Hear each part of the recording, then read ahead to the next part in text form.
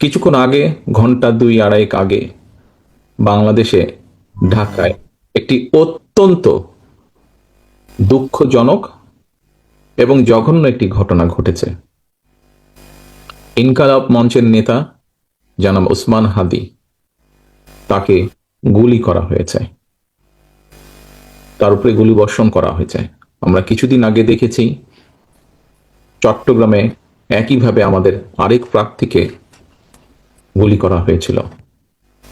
প্রিয় ভাই বোনেরা, প্রথমেই আমি এই ঘটনার জন্য তীব্র ঘৃণা এবং প্রতিবাদ জানাচ্ছি। আমাদের উচিত হবে সারা বাংলাদেশে গণতন্ত্রের পক্ষে যত মানুষ আছে প্রত্যেকটি মানুষের উচিত হবে এই ঘটনার তীব্র প্রতিবাদ এবং ঘৃণা জানানোর। আসো, আমাদের আজকের এই অনুষ্ঠান থেকে আমরা এই ঘটনার প্রতি তীব্র ঘৃণা এবং প্রতিবাদ জানাই এবং একই সাথে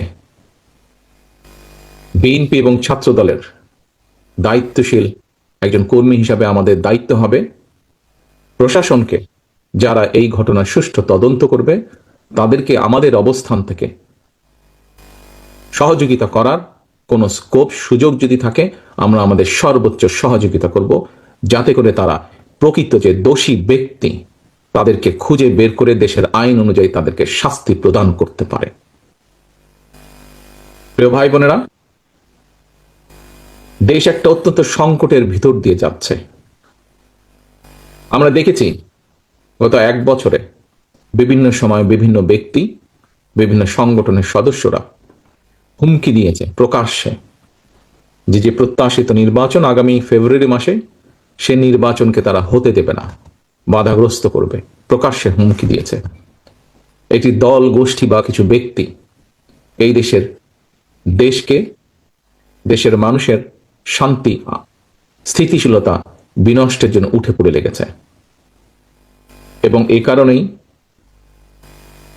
বাংলাদেশ জাতীয়তাবাদী দল এবং একই সাথে যারা বাংলাদেশের অস্তিত্বে, স্বাধীনতা, সার্বভৌমত্বে বিশ্বাস করেন, দল ছোট বড় বিষয় না, যারা বাংলাদেশি জাতীয়তাবাদের অস্তিত্বে, বাংলাদেশের অস্তিত্বে বিশ্বাস করে, সবার আগে বাংলাদেশ, এই নীতিতে যারা বিশ্বাস করে, আমাদের প্রত্যেকটি দল, প্রত্যেকটি নেতা, প্রত্যেকটি কর্মী, প্রত্যেকটি মানুষকে আজ অতীতের যে কোনো সময় থেকে সবচাইতে বেশি ঐক্যবদ্ধ হতে হবে। কারণ যারা এই দেশের স্বাধীনতাকে ধ্বংস করতে চায়, এই দেশের সার্বভৌমত্বকে ধ্বংস করে এই দেশের স্থিতিশীলতাকে ধ্বংস করতে চায়, তারা তাদের ষড়যন্ত্র যে শুরু করে দিয়েছে, আজকে ওসমান হাদির ঘটনা দিয়ে তা প্রমাণিত হয়। আমরা বিভ্রান্তি ছড়ানো থেকে প্রত্যেককে বিরত থাকতে হবে। কেউ যাতে কোনো বিভ্রান্তি ছড়ানোর সুযোগ না পায়, সেই ব্যাপারে আমাদেরকে সচেতন থাকতে হবে। এবং একই সাথে তদন্তের স্বার্থে যারা তদন্ত করবে, সত্যিকার অপরাধীকে যারা ধরবে, আমাদের অবস্থান থেকে যতটুকু সম্ভব আমরা সর্বোচ্চ সহযোগিতা করব।